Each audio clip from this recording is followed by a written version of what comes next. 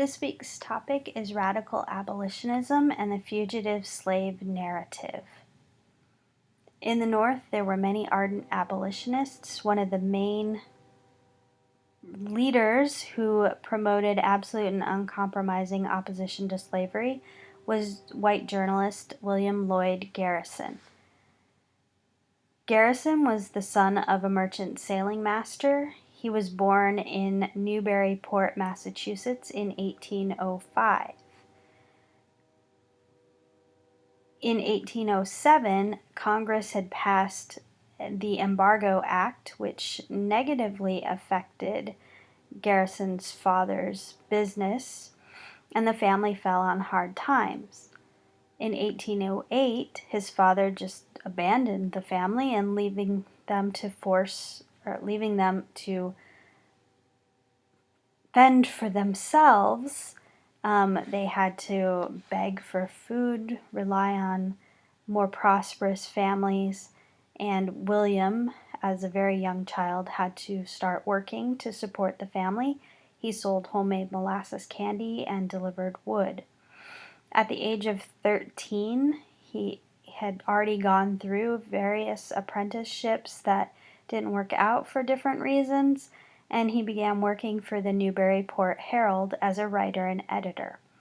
This job allowed him to develop many of the skills he would need when he started his abolitionist newspaper, The Liberator, in 1830. When he was 25, Garrison joined the abolition movement. He associated with the American Colonization Society, which believed that free blacks should be relocated to a territory on the west coast of Africa. At first, he thought that this society was promoting the freedom and happiness of blacks, and there were several members who did promote such things. They did want to grant freedom to blacks and allow them to pursue life, liberty, and happiness just like any other American. However, that was a minority position, and Garrison would come to find out that most members really did not wish to free slaves. They just wanted to reduce the number of free blacks in the country and thereby preserve the institution of slavery. In 1832, Garrison helped found the New England Anti-Slavery Society, and the next year the national group, the American Anti-Slavery Society. Both groups promoting the idea of ending slavery immediately. Garrison was a writer. He was more of a pacifist. He did not want to be too politically active, but he wanted to write and he wanted to speak.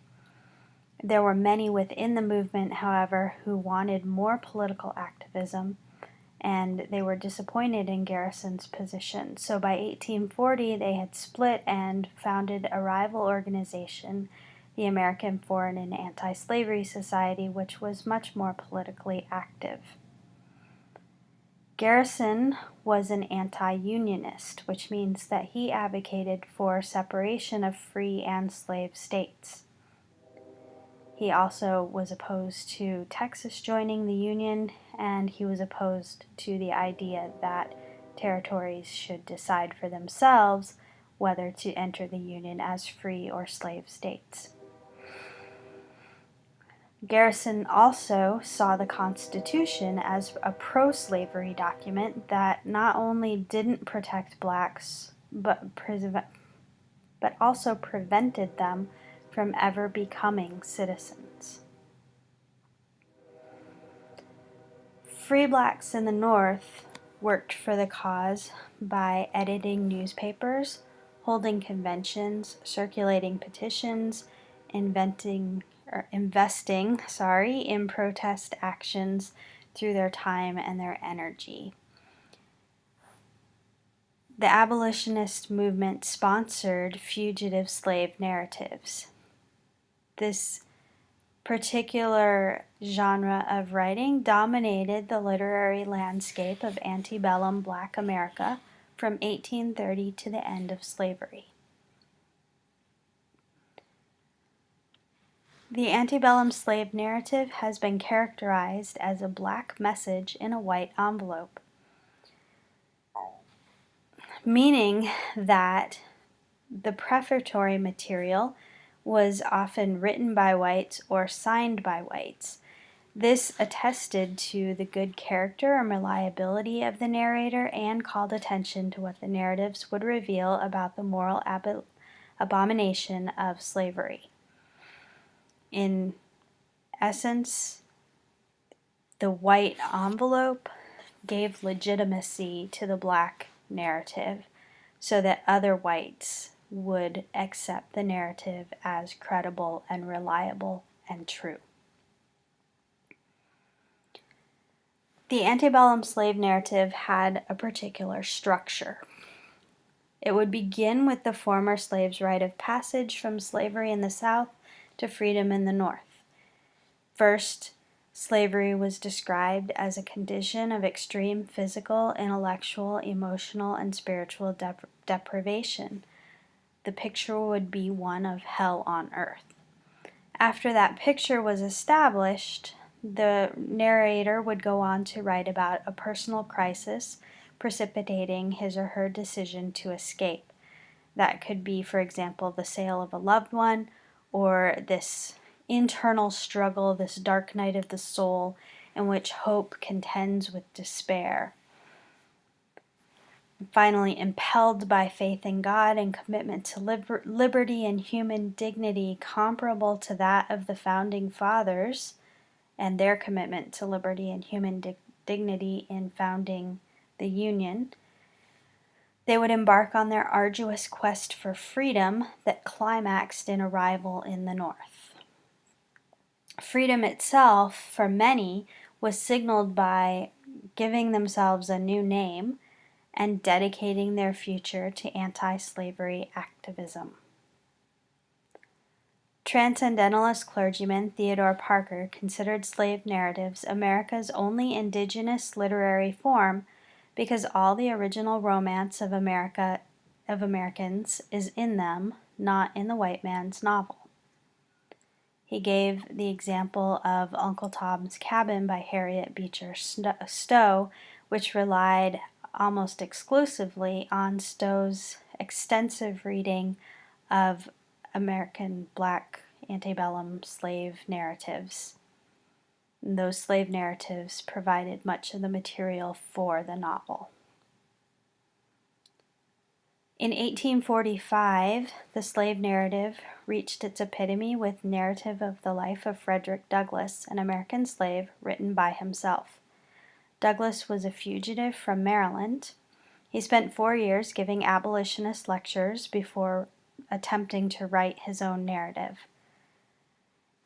He risked public humiliation and censure for egotism and incompetence for writing his own story himself because he'd never been educated. He never spent a single day in any kind of school at any time in his life. So his narrative could have ended in disaster. However, it did not, and he claimed self-awareness, intellectual independence, and literary authority as a rightfully free man. The part of the title written by himself was an indicator of political and literary self-reliance. In the late 1840s, Black writers William Wells Brown, Henry Bibb, and James W.C. Pennington reinforced this rhetorical self-consciousness by incorporating trickster motifs from African American culture, extensive literary and biblical allusions, and picaresque perspectives on the meaning of the slave's flight from bondage to freedom in their own writings, in their own narratives, as well as other genres of writing. In addition to revealing the atrocities of slavery in the South, the slave narrative also unmasked the moral and social complexities of the American caste and class system in the North, particularly the pervasive racism even among liberal whites. We think back to what we said about Garrison and his issues with the colonization society, the group that wanted to send free blacks to West Africa. There were those who did want to send them there in order for them to be free and be happy, but the majority of that group really just wanted to get rid of free blacks so that they could preserve slavery. And that view was very heavily rooted in racism.